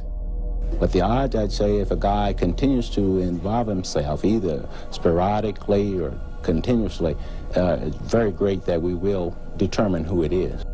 Months, years, and now even decades have passed with no sign of who's behind the Max Headroom mask. Never found. All we know for sure is what's shown in the video. At least 3 people were involved, one under the mask, one behind the camera, which can be proven from a slight shift in the camera's angle at one point, and one rotating the background, which is shown stopping when they step into frame themselves. Also known is that the video was not recorded live, rather it was pre-recorded. This is proven with the visible cut in the video. To this day, it remains unknown who hijacked the 2 TV stations. No one has ever been charged. Nope. Max Headroom got away with it. On August 19, 1987, during the 4 p.m. edition of KNBC's Channel 4 News, reporter David Horowitz was interrupted by an unidentified man walking into the studio. The man appears in frame armed and hands David a set of papers. Oh shit. He instructs him to read them. And without another option, David calmly does what he's told. Pardon me? What is this? Let me see what it says. All right. He's got a gun to his back. All right, well, let me read this. Folks, we have someone on the set who's standing here and would like me to read this copy which was just handed to me. You want to tell me your name or not? What is it? And Gary, where are you from? The video was then taken off the air and replaced with a still screen. But thousands of people had already witnessed it live, and police were immediately flooded with calls from viewers. Oh yeah. Monitors in the studio clearly indicated they were no longer on the air, but the reporters desperately tried to convince the man he was still on. He believed them and continued to let David read. I was warned in 1981 by someone with connections at the CIA to stay off the computers, that they didn't trust people on computers. When I began receiving disturbing calls from my parents, which led me to believe that something terrible was going on, I was then forced into a mental hospital in Tallahassee, where I learned that my brother-in-law had been driven insane in the same manner that someone was trying to do to me. After minutes of this, David finally finishes reading the statement, at which point the man sets down his weapon, and it's revealed that it was only ever an empty BB gun. Police entered the studio and immediately arrested the guy. He was Gary Stolman. He managed to get in the studio as a guest to an employee. Okay. His father, Max Stolman, would sometimes work for KMBC as a reporter. Once inside, Gary waited for the channel to go live before walking into frame. Now, written on the paper Gary wanted read, it turned out to be a nonsense statement on the CIA, alien life, and other conspiracy-type stuff. One of the sections read, "The man who has appeared on KMBC for the past 3 years is not my biological father. He is a clone, a double created by the Central Intelligence Agency and alien forces. It is only a small part of a greater plot to overthrow the United States government and possibly the human race itself." Gary was sent to a county jail as he awaited trial. Dude, his dad was either a skinwalker or one of those aliens from They Live. Just saying. Like, homeboy he was either loony or those things actually happened. Like, just saying. And like, look, I'm going to point out something here. They were all extremely professional. Homeboy didn't freak out. He was all like, all right, can I get your name? And dude, like, straight up said it, you know, I'm Gary Stolman, you know, like, he's all right. Everybody was like really chill and fucking calm during this. It was weird. Huh. What an odd thing. He was found mentally Yes, ill sir. and was arranged to get the help he needed. I stopped a pet. His father later made a statement on the incident, reading, "I do have a sick son. He has been hospitalized a number of times. I'm just thankful he wasn't shot."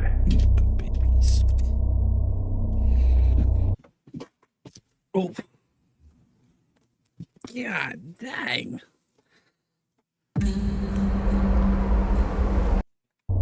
In July of 2007, WJLA, a TV station in Washington, D.C., was abruptly interrupted from its regular programming.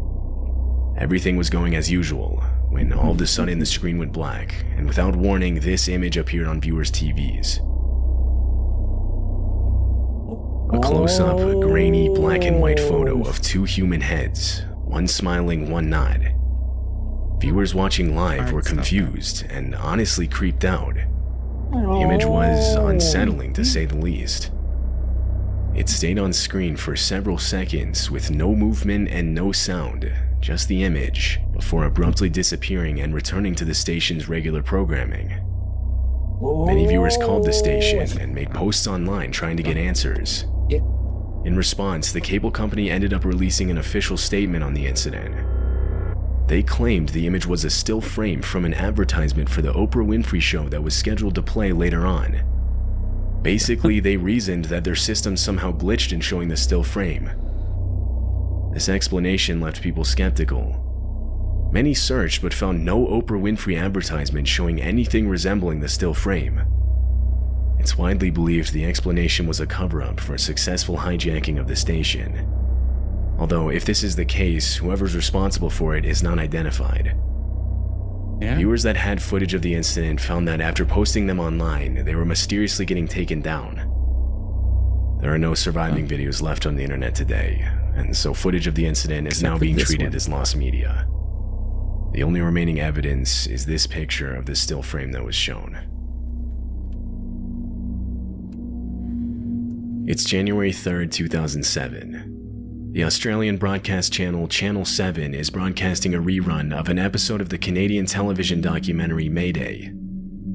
At one point during the documentary, the audio suddenly cuts out and is eerily replaced with constant looping of a man yelling the words, "Jesus Christ, help us all, Lord." The visuals remain unchanged, it was only the audio that was affected. One viewer witnessing this pulled out his camera and began recording the strange audio. Jesus Christ, help us all, Lord. Jesus Christ, help us all, Lord. Jesus Christ, help us all, Lord. Jesus Christ, help us all, Lord. Jesus Christ, help us all, Lord. Jesus Christ, help us all, Lord. Jesus Christ, help us all, Lord.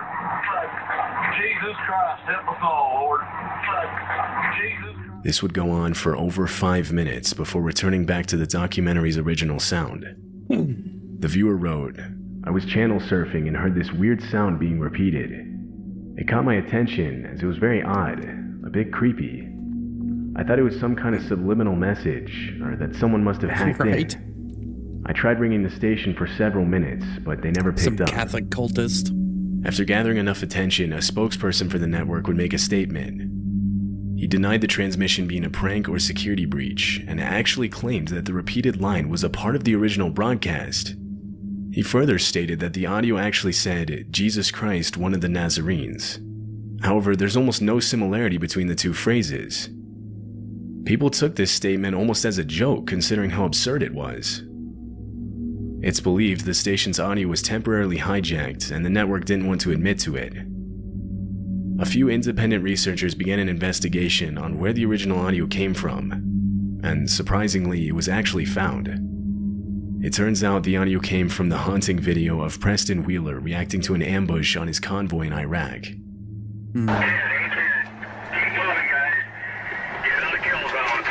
Jesus Christ, help us all, Lord. This attack occurred after the convoy had made a wrong turn down a dead-end street. Though Preston was fortunate enough to make it out alive. Oh, yeah. The finding of this video Prayers seemed to did raise justice. only more questions, like the reason behind why the hijacker chose to use this audio. No further information would ever be discovered. The whole situation kinda just slowly died down with no real answers.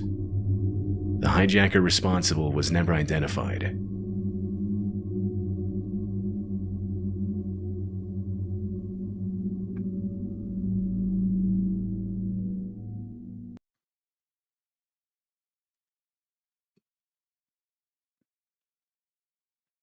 Yeah, we got time for one more.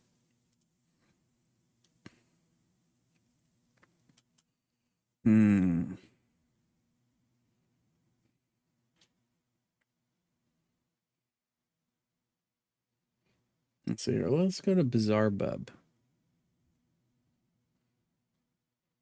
What the fuck? Where did these images come from? Let's do this one. I've seen a couple that I recognize. So you think you know Wix, but do you really? First up, we've got The Rake. If you've been on the horror side of the internet for even a short amount of time, there's a good chance you've heard of The Rake. The story of The Rake first emerged in the early 2000s on the online forum 4chan. Initially, it took the form of a series of anonymous posts and accounts by individuals claiming to have encountered a mysterious creature in the woods. These narratives described a humanoid creature with pale, gaunt features, long limbs, and large, soul-piercing eyes, a being known as the Rake. And even if you've never heard of the name before, there's a high chance that you've seen this image. In it, we can see some kind of creature lurking in the bottom right-hand corner of a photograph taken somewhere in a forest during the dead of night. The Rake is shown with glowing white eyes and a long, skinny body. It's an image that has haunted those who have seen it, desperately trying to figure out what exactly this terrifying entity is. The image in question was reposted all over the internet, and its eerie, realistic look convinced people into thinking it was a genuine photo taken by a trail cam or something of the like. While doing research on the origins of the photograph, it turns out it was actually part of a large marketing campaign for the video game Resistance 3, which was released on September 6, 2011. In Resistance 3, there's a brief moment where players encounter a similar creature known as the Grim. The design of the Grim, with its pale and emaciated appearance, resonated with the collective imagination of the online community, leading to the adoption of the image as the visual representation of the creepypasta that is the Rake. As is common with many creepypastas, the story of the Rake quickly gained traction across various online platforms. Writers and artists expanded on the original concept, adding their own twists and adaptations to the creature's mythology. The association of the rake with the image from Resistance 3 played a significant role in its widespread recognition and adoption within the online horror community. Even though the photo in question caused many people on the internet to be creeped out, it is worth noting how intriguing it is that this image essentially helped us shed a light on more creepypastas. It's safe to assume that without the mass popularity of the rake and its image, creepypastas wouldn't be as widely well known. Teletubbies. In the late 1990s, a British children's television show burst onto the scene, captivating young viewers with its whimsical characters and vibrant world. The Teletubbies, created by Ann Wood and Andrew Davenport, became an instant sensation, captivating children and adults alike with their unique blend of educational content, imaginative storytelling, and infectious joy. Each Teletubby had its distinct appearance, personality, and color, making them easily recognizable and relatable to young viewers. Although these characters are beloved by young children around the world, there is one specific photograph of the Teletubbies that has been creeping people out, and it's not too hard to see why. The photograph in question shows a young boy sitting in some sort of hospital room surrounded by 4 of the main Teletubbies. However, these aren't the ordinary Teletubbies that we're used to. These ones have completely black, lifeless eyes that are absolutely horrifying to look at as the 4 of them stare at the camera. But what exactly is this photograph, and what's going on here? Let's examine the photo.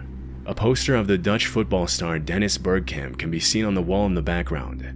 In light of this, it's very conceivable that this picture was taken in the Netherlands. It's also important to note that the image in the corner is actually a snapshot of another image. It looks to be a picture of a picture. We cannot, of course, overlook the fact that these outfits are meant to be spooky. These were designed to be disturbing, and thus it appears that everything was done on purpose. The first occurrence of this image on the internet, according to what I was able to find, refers to this Reddit post from the r/creepy subreddit with the caption, "As if being sick as a kid wasn't scary enough." I saw this on the wall in the children's ward of an English hospital under the name Celebrities Who Visited Us, wrote the uploader JF1984 in a comment.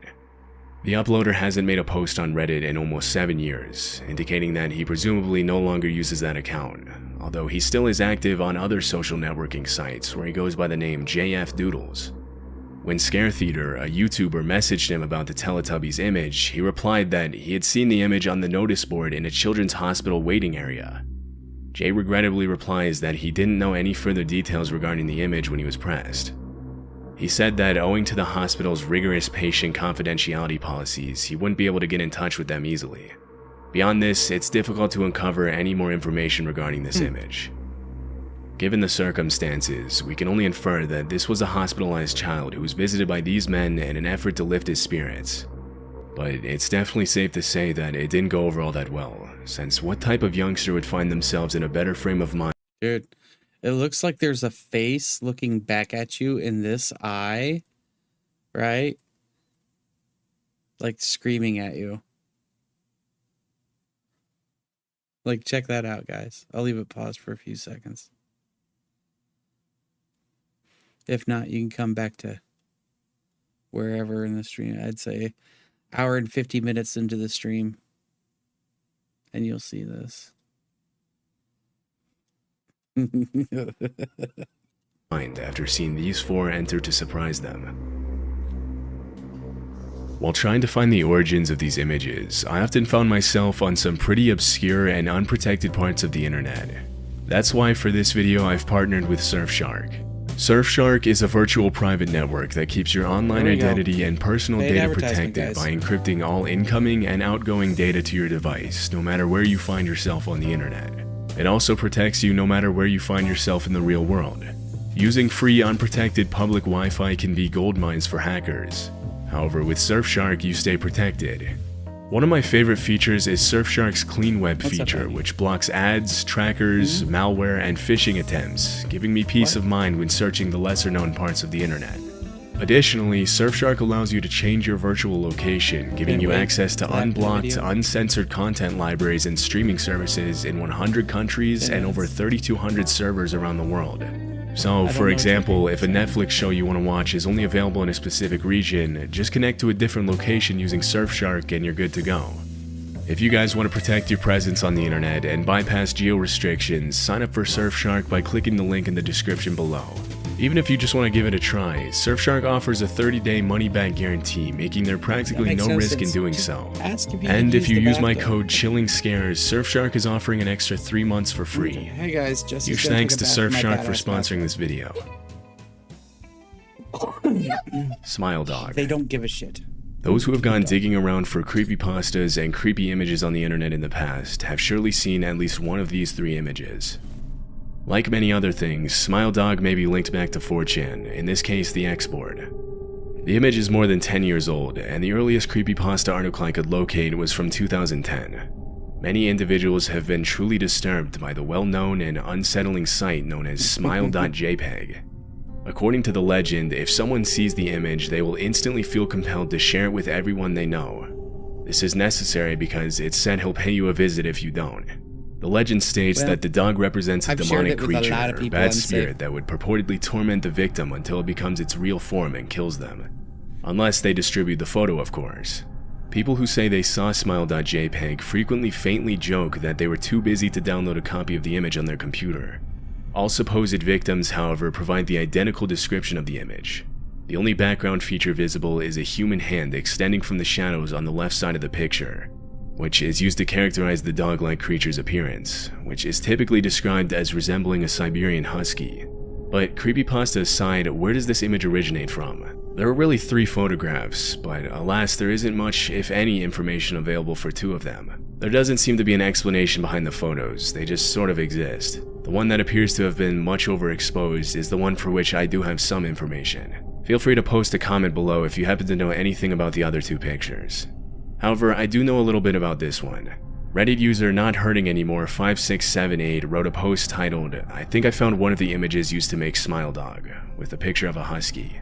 The facial features and eyes are identical when comparing the 2 pictures. I have to say, it is startlingly similar to the Smile Dog picture. The only problem is that the dog in the image is obviously not in front of a red curtain. A Reddit user named Ice Cream Guy posted a comment revealing that he had found the curtain background used in the photo. As you can see, in the image the ears have also been clearly cropped off. They would simply need to crop out the dog while only going around its head, position it in front of a crimson curtain background, and then apply the eerie effects to it. But that's pretty much all we know. We know nothing about the image's creator and only have little information on one of the 3 photos. In time, we'll hopefully find more information regarding the other Smile Dog photos that, as of right now, remain incredibly mysterious. Hey adventurer, I have a secret message for all game masters. Look, I know what the life of an RPG player feels. Mickey Mouse Basement. Mickey Mouse, the iconic cartoon character created by Walt Disney, has captivated the hearts of children around the world for decades. With his infectious charm, playful nature, and timeless appeal, Mickey Mouse has become a beloved figure in popular culture. Despite this, though, there is a particular image on the internet of this iconic character portrayed in a rather distressing way. The photograph in question shows an old, dilapidated basement that has certainly seen better days. Mickey's and trying to peering sell you around a meth. corner in the distance is a man dressed up in an extremely frightening, eerie Mickey Mouse costume. The man's mask also seems to be a bit squished in, which adds to the nightmare fuel that's already heavily present. It looks to be something you'd see out of a horror movie. It should be mentioned that there was also a very similar photo that circulated online, which showed someone pointing a gun at the man dressed as Mickey, but it turned out this was just a convincing photoshopped version of the original image. By doing a bit of research on the internet relating to this picture, you'll find that there really isn't a lot of information out there regarding the backstory or origins of it, or even what exactly is going on in it. However, there are some people online who have their theories about what's going on. A Reddit user by the name of Real Show posted to the r/OutOfTheLoop subreddit asking his fellow Redditors what exactly the photograph is, who took it, etc. Another Reddit user replied to the post stating, "It's just a cursed photo used in creepypastas and memes, just like all cursed photos." Probably some dude's just kidding. One encountered a dirty Mickey Mouse suit and decided to take a photo of himself in it in an abandoned looking place to make a scary photo. A lot of the comments seem to echo that theory, which, if true, is a sigh of relief. I like the one below that. Motherfucker really literally replied to a 3-year-old post, Giga-based.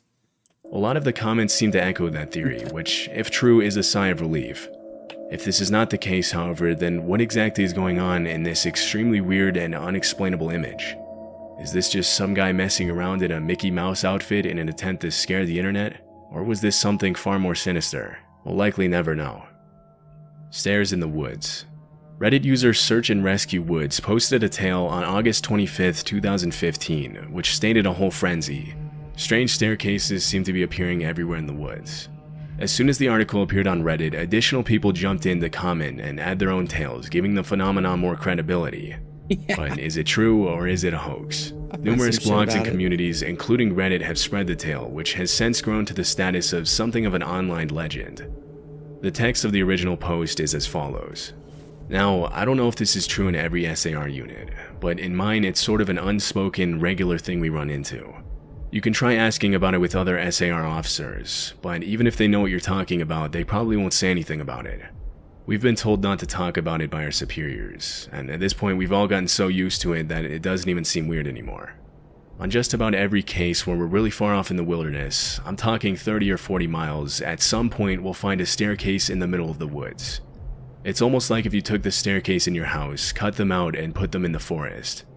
I asked about it the first time I saw some, and the other officer just told me not to worry about it, that it was normal. Everyone I asked said the same thing. I wanted to check them out, but I was told very emphatically that I should never go near any of them. I just sort of ignore them now when I run into them, because it happens so frequently. It's interesting to note that this was not merely something that came from a creepypasta. Broadcast 2 months before the initial creepypasta, a WLOS News 13 film investigated the same idea. But let's get into the actual origins of this photo. It turns out that this was a massive art project by a man named Bruce Allen, who constructed this in 1988. Allen stated, "I was overwhelmed by the scale, energy, and presence of the trees, and spent several days tramping through Beechenhurst on and off the paths looking at what was there, getting a feeling of the place, and wondering how my own ideas might fit in. I took along with me the knowledge that globally, forests and jungles are being stripped, exploited for timber, and cleared for farming. However, despite the historical exploitation that has happened in the Dean, mining of iron ore and coal, felling trees for timber, shipbuilding, and charcoal, there exists in the forests an intimacy peculiar to no other place that I know. Based on the design of their earliest astronomical observations in India, Bruce Allen created the observatory, a straightforward artwork that consists of a stairway that leads nowhere. It was painted black to contrast with the light and vibrancy of the forest, which was situated near a protected pond in a region of trees bordered by a thicker plantation. Visitors may halt and take in the woodland from an observation platform at the top of the staircase and a little alcove under the stairs. The sculpture was just some innocent art project used by people online as the face of a creepypasta. Nowadays, the sculpture has since been decommissioned. There's no remaining trace of it in the real world today." No, damn. And with that, I'm going to call the stream, guys. Y'all have a wonderful evening, okay? And thank you for coming. And we'll probably start Little Nightmares 2 tomorrow. And do more creepy videos on Friday, I think. All right, anyways, bye.